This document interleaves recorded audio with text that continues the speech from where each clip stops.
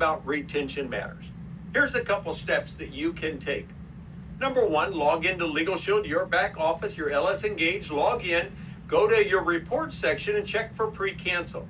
I like to do what I call retention parties, right? Where we get several people on the phone, several associates, we check our retention, check our pre-cancel, go in and start making phone calls. That phone call is just as simple as, hi, this is Bill Walker. I wanted just to let you know that I was checking my reports today and found that your membership went into pre-cancel status. Did something happen that I need to be aware of? I did that just a couple of weeks ago to a member that had been with me for more than 5 years. And something, in fact, did happen.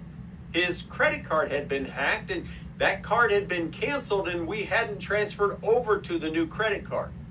He assured me that, hey, I had no intention of canceling LegalShield.